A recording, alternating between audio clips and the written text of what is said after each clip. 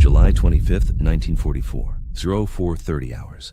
Hill 67, south of Caen, Normandy. The sound is not what you expect from a major offensive. It is not the thunder of artillery. It is not the roar of tank engines. It is silence. A deliberate, carefully orchestrated silence that stretches across the pre-dawn darkness like a held breath. Oberleutnant Klaus Hoffmann of the 1st SS Panzer Corps peers through his field glasses from his position on Verrières Ridge. He is 24 years old. He has fought in Russia. He has seen the worst that war can offer. But right now, in this unnatural quiet, he feels something he has not felt since Stalingrad. Fear. Because Klaus knows what that silence means. British and American attacks come with preparation. Hours of artillery bombardment, the rumble of approaching armor, radio chatter intercepted by German listening posts. You can hear them coming. You can prepare. But when the Canadians attack, sometimes there is just silence. And then suddenly, they are already in your trench. Klaus turns to his sergeant, a veteran of 3 years on the Eastern Front. Are they out there? The sergeant, whose instincts have kept him alive through dozens of battles, nods slowly. Yeah, the 2nd Division. They are out there. Klaus feels his stomach tighten. Not the 3rd Division, not the British, the 2nd Canadian Infantry Division, the unit that the SS briefings have specifically warned about, the division that German intelligence reports describe with words like fanatical, aggressive, and extremely dangerous in close combat. Then it begins, not with artillery, with mortars, hundreds of them, the distinctive crump, crump, crump as shells drop with surgical precision on German positions. Then, through the smoke and dust, figures emerge. They are moving fast, too fast for infantry advancing under fire. They are not walking. They are running. The 2nd Canadian Infantry Division has a reputation among German forces that goes beyond professional respect. It is something closer to dread. Among all the Allied divisions fighting in Northwest Europe, among the Americans at Omaha, among the British at Sword, among the Free French and the Poles, the 2nd Canadian Infantry Division occupies a unique and terrifying place in the German consciousness. Why? Because the Germans believe, rightly or wrongly, that the 2nd Division does not just fight to win battles, they fight for revenge. And in the brutal mathematics of war, soldiers fighting for revenge are the most dangerous soldiers of all. This is the story of why a single Canadian division, drawn from the farms and factories of a peaceful nation across the Atlantic, became the unit that German commanders specifically warned their troops about. It is a story that begins not in Normandy, but 3 years earlier, on a blood-soaked beach in France where everything went wrong. To understand why the Germans hated the 2nd Canadian Infantry Division in 1944, you must first understand what happened to them in 1942. August 19th, 1942, Dieppe, France. The 2nd Canadian Infantry Division is chosen to lead Operation Jubilee, a large-scale raid on the French port of Dieppe. The official purpose is to test German coastal defenses, to gather intelligence, to boost Allied morale with an offensive operation. The real purpose, whispered in quiet rooms in London, is political. The Canadian Army has been in Britain since 1940. For 2 years they have trained, they have drilled, they have waited. The Canadian government is under enormous pressure from the public. When will our boys see action? When will Canada prove itself? Dieppe is the answer. It is a disaster. The raid is supposed to be a quick in-and-out operation. Land at dawn, destroy key targets, withdraw before German reinforcements arrive. But everything that can go wrong does go wrong. The element of surprise is lost when landing craft run into a German convoy in the dark. The tanks that are supposed to support the infantry cannot get off the beach. The shingle of large stones jams their tracks. The smokescreen meant to cover the advance blows away. And the German defenders, far more numerous and better positioned than intelligence suggested, opened fire with devastating effect. The men of the 2nd Division storm the beaches into a wall of machine gun fire. The Royal Regiment of Canada lands at Puis, directly under German cliff positions. Within minutes, the beach is covered with dead and wounded. Those who survive are pinned down, unable to advance, unable to retreat. At the main beach, the Essex Scottish Regiment and the Royal Hamilton Light Infantry push into the town. Some men reach the casino, some reach the inner defenses. They fight with incredible courage. But they are unsupported, outnumbered, and running out of ammunition. The South Saskatchewan Regiment and the Queen's Own Cameron Highlanders land at Pourville. They advance further inland than any other unit, but they too are eventually forced back by overwhelming German counterattacks. After 9 hours of hell, the order comes to evacuate. But many cannot get off the beach. The withdrawal becomes a massacre. By the end of the day, the 2nd Canadian Infantry Division has effectively ceased to exist as a fighting force. Of the 5,000 Canadians who landed, 367 are killed, wounded, or captured. That is a 67% casualty rate. Entire companies are wiped out. Some battalions lose 90% of their men. The prisoners are marched through Dieppe by German soldiers. Some Germans are professional, treating the Canadians correctly. Others are not. There are beatings. There are humiliations. And in the prisoner of war camps, the survivors of the 2nd Division sit behind barbed wire, replaying those 9 hours, asking themselves one question: why? But while the prisoners sit in camps, something is happening back in Britain. The 2nd Canadian Infantry Division is being rebuilt. New recruits pour in. Veterans from other divisions transfer in. Officers who survived Dieppe, men like Guy Simons and Charles Foulques, begin training the new division with a ferocity that borders on obsession. They are not training soldiers. They are forging something harder. They are creating an instrument of revenge. The training is brutal. Live fire exercises, forced marches with full kit, night operations in terrible weather. The veterans of Dieppe teach the new recruits one lesson over and over: do not hesitate, do not stop, do not give the enemy time to react. Hit hard, hit fast, and keep moving forward no matter what. By 1944, the reconstituted 2nd Canadian Infantry Division is something new. It is composed partly of men who survived Dieppe and partly of men who joined specifically because of Dieppe. They have all heard the stories. They have all seen the casualty lists. They all know men who died on that beach. When the 2nd Division lands in Normandy in July 1944, 2 years after Dieppe, they are not coming as liberators. They are coming as avengers, and the Germans sense it immediately. The first time the Germans truly encounter the reconstituted 2nd Division is Operation Atlantic, part of the larger Operation Goodwood, in late July 1944. The objective is Verrières Ridge, a long, dominating height south of Caen. Whoever holds the ridge controls the approach to the city. The Germans have fortified it heavily. The 1st SS Panzer Corps, including the 9th SS Panzer Division and the 12th SS Panzer Division Hitlerjugend, are dug in deep. These are not ordinary German soldiers. The Waffen-SS are fanatics. They fight with a ferocity that terrifies even other German units. They take few prisoners. They expect no mercy. When the 2nd Canadian Infantry Division attacks Verrières Ridge on July 20th and again on July 25th, something happens that shocks the SS veterans. The Canadians do not stop. Standard Allied doctrine, practiced by both British and American forces, involves a methodical advance. Take an objective, consolidate, bring up support, then advance to the next objective. It is cautious. It is designed to minimize casualties. The 2nd Division has learned a different lesson from Dieppe. Stopping gets you killed. They attack in waves. When the first wave is cut down by machine gun fire from dug-in Panthers and Tigers, the second wave keeps coming. When the second wave is shattered by artillery, the third wave keeps coming. German defenders, accustomed to enemies who fall back under heavy fire, watch in disbelief as the Canadians continue to advance through curtains of steel. A captured SS officer, interrogated after the battle, struggles to explain what he witnessed. The interrogation transcript still exists in British archives. They kept coming. We killed them. They kept coming. We thought they would stop. They did not stop. It was like fighting the Russians, but worse. The Russians attack in masses because they are forced to. These men attacked because they wanted to. The battles for Verrières Ridge are incredibly costly. The 2nd Division takes horrific casualties. The Black Watch Regiment loses 315 men in a single day, July 25th, in what becomes known as Black Friday. But they achieve something that makes German commanders deeply uncomfortable. They break SS units. The 1st SS Panzer Corps, after 2 weeks of fighting the 2nd Canadian Division, requests to be relieved. Elite units that have fought across Russia, that have never broken, that pride themselves on standing their ground, are asking to be pulled out of the line. Not because they are defeated militarily, but because the psychological strain of fighting an enemy that refuses to stop advancing, that refuses to show fear, is destroying morale.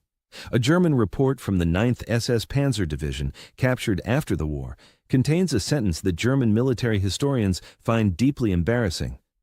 The 2nd Canadian Division fights with a hatred that is uncommon even on the Eastern Front. Recommend avoiding direct engagement where possible. An SS division is recommending that German forces avoid fighting Canadians. But the hatred, the real deep visceral hatred, does not truly crystallize until the Germans learn why the 2nd Division fights this way. The German intelligence officers are thorough. By August 1944, they have captured enough prisoners, interrogated enough soldiers, and pieced together enough information to understand what they are facing. The 2nd Canadian Infantry Division is the Dieppe Division. The unit they humiliated in 1942 has come back. And it is not forgotten. This realization spreads through German units facing the Canadians. It is shared in whispered conversations in foxholes. It is mentioned in officers' briefings, and it creates a unique psychological problem for German forces. When you fight an enemy motivated by professional duty, you understand them. When you fight an enemy motivated by ideology, you understand them. But when you fight an enemy motivated by personal revenge for a specific battle that you participated in, that is different. German soldiers who were at Dieppe in 1942, who shot Canadian soldiers as they struggled through the shingle, who guarded Canadian prisoners, begin to realize that those men have brothers, cousins, and friends now fighting in Normandy. And those men remember. The Canadians do not publicize their motivation. There is no dramatic speech, no official statement, but the Germans can feel it in how the 2nd Division fights. They notice that the Canadians take fewer prisoners than other Allied units. Not zero. The 2nd Division follows the Geneva Convention, but when given the choice between accepting a surrender and continuing the advance, the Canadians often choose to keep moving, leaving German soldiers for follow-up units. They notice that the Canadians fight with particular intensity against SS units. When facing regular Wehrmacht troops, the 2nd Division is professional, aggressive, but within the normal bounds of warfare. But when facing Waffen-SS units, especially the EPE, 12th SS Hitlerjugend that also fought at Dieppe, the fighting becomes personal. There are incidents, prisoners are roughed up during capture, wounded Germans are left until last for medical treatment, equipment is destroyed rather than captured. These are not official policies, but they happen frequently enough that German intelligence reports note a pattern. One report from the 251st Infantry Division facing the Canadians near Falaise puts it bluntly. The Canadians of the 2nd Division are not liberators, they are a punishment. August 1944. The Falaise Pocket. The German 7th Army and the 5th Panzer Army are trapped. Allied forces have encircled them in a pocket near the town of Falaise.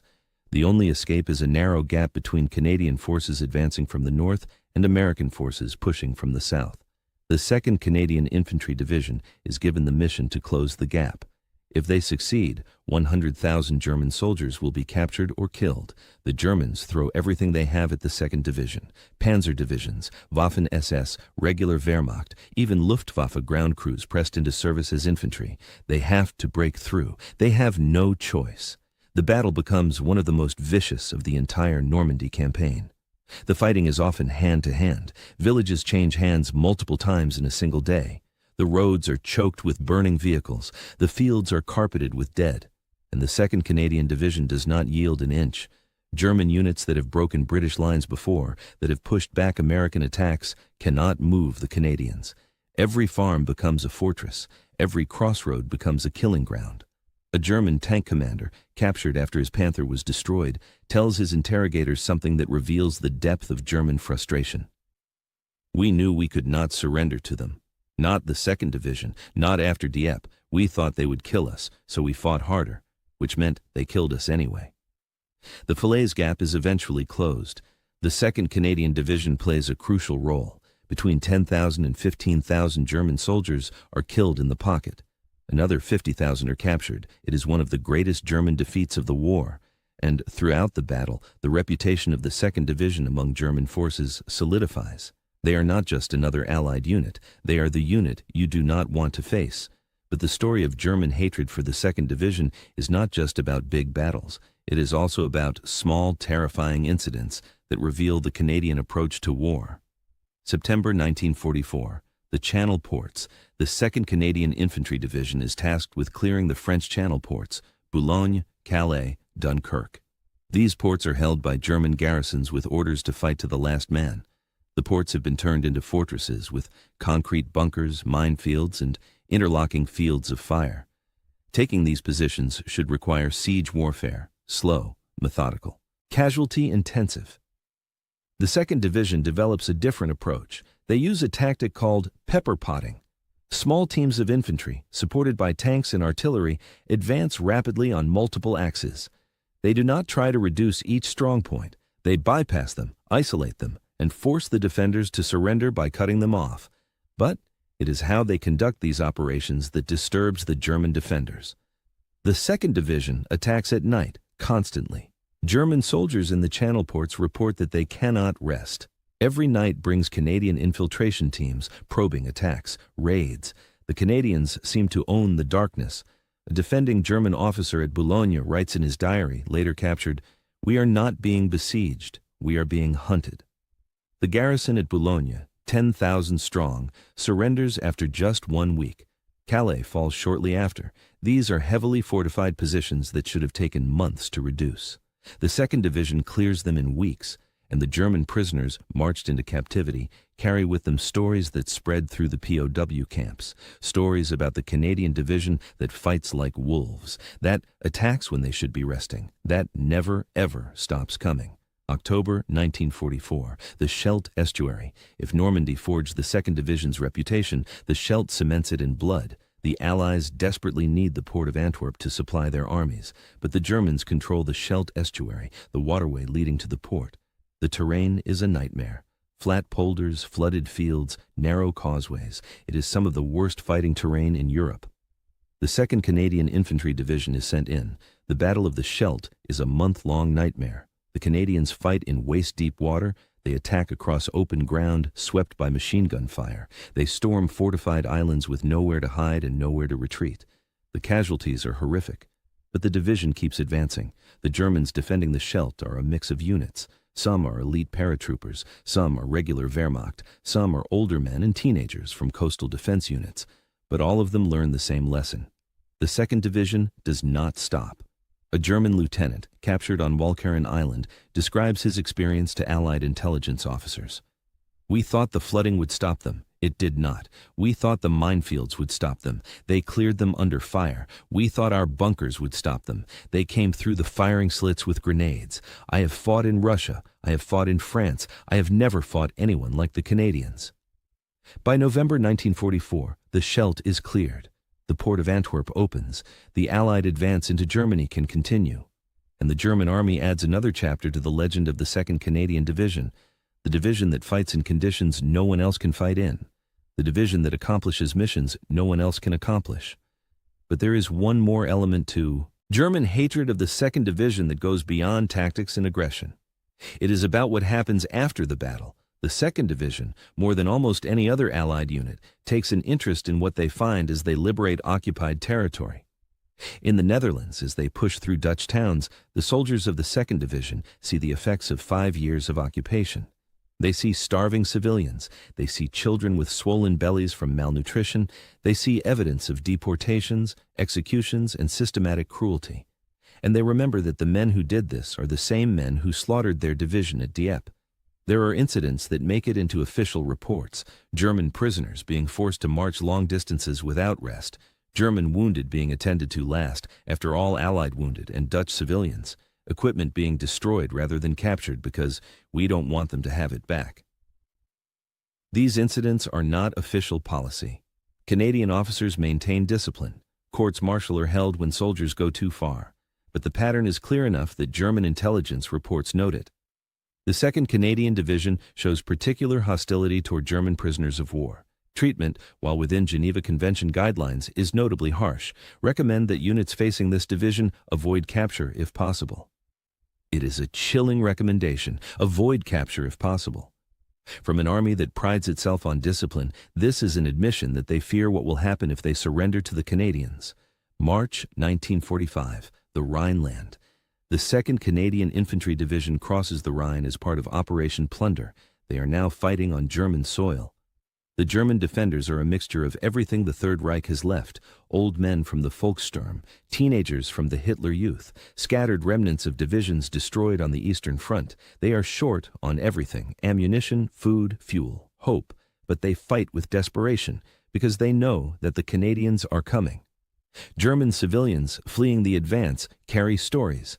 Some are propaganda spread by Nazi officials trying to stiffen resistance, but some are real experiences from soldiers who have faced the 2nd Division, A German woman, interviewed by American forces after the war, recalls her brother returning from the Western Front in early 1945. He had fought against the Canadians in the Scheldt.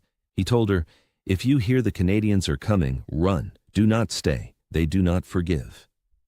This fear, this reputation, achieves something that Allied High Command notices. German units facing the 2nd Canadian Division fight harder initially, but break faster. They hold their ground desperately because they fear capture. But once their line breaks, they retreat further and faster than when facing other Allied units. The 2nd Division becomes a hammer that Allied commanders use deliberately. When a German position must be broken quickly, when aggressive action is needed, the 2nd Division gets the call. By April 1945, as Germany collapses, the 2nd Canadian Infantry Division has fought almost continuously for 10 months. They have taken over 18,000 casualties, killed, wounded, and missing. That is nearly twice the division's authorized strength. The entire division has been effectively replaced twice over through the fighting, but they have accomplished every mission assigned to them. Verrières Ridge, Falaise, the Channel ports, the Scheldt, the Rhineland, northern Holland. And everywhere they have fought, they have left behind a German army that speaks of them with a mixture of respect, fear, and something close to hatred. May 8, 1945. VE Day. The war in Europe is over. The German army surrenders unconditionally. The men of the 2nd Canadian Infantry Division, scattered across northern Germany and Holland, receive the news in different ways. Some celebrate, some weep. Some simply sit in silence, too exhausted to feel anything at all. Sergeant Bill Thompson of the Calgary Highlanders is in a small German town when he hears the news. He is 23 years old. He landed in Normandy when he was 22. He has aged a decade in 10 months. He thinks about Dieppe. He never fought there. He was too young in 1942. But he knew men who did. His training sergeant at Aldershot had survived the beach at Pourville.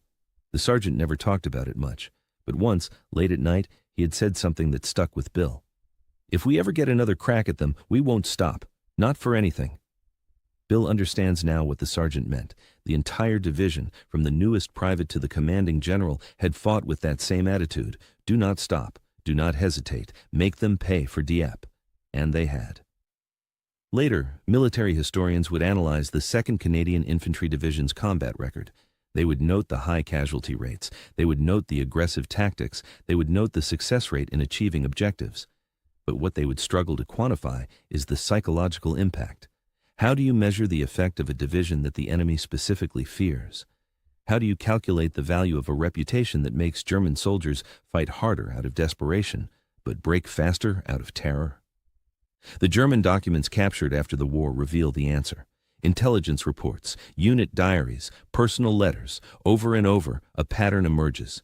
German units did not want to face the 2nd Canadian Infantry Division. They requested to be moved to other sectors. They asked to be placed opposite British or American units instead. Not because those forces were less dangerous, but because they were less personal. The Americans fought to win. The British fought for duty. But the Germans believed, rightly or wrongly, that the 2nd Canadian Division fought for revenge. And an enemy fighting for revenge is the most dangerous enemy of all. The legacy of the 2nd Canadian Infantry Division's relationship with German forces is complicated.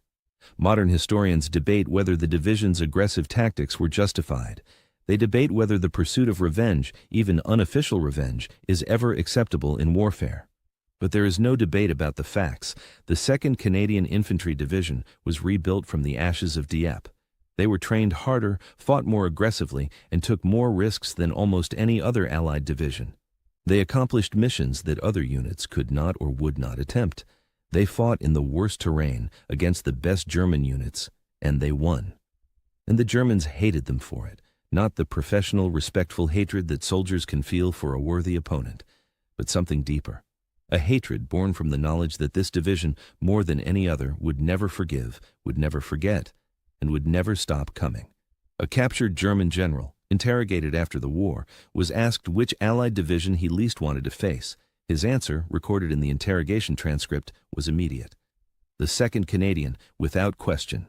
When asked why, he paused before answering. Because they fought like they had something to prove, and that made them impossible to stop.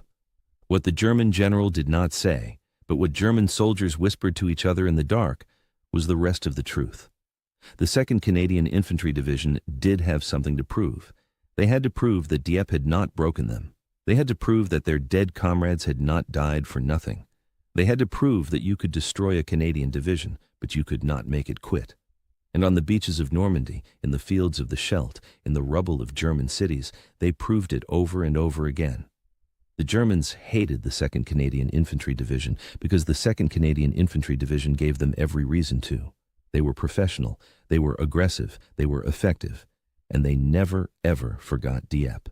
That combination, in the brutal calculus of war, created something that German forces learned to fear above almost anything else on the Western Front: a division with a grudge, and the skill, the courage, and the determination to see that grudge through to the bitter end.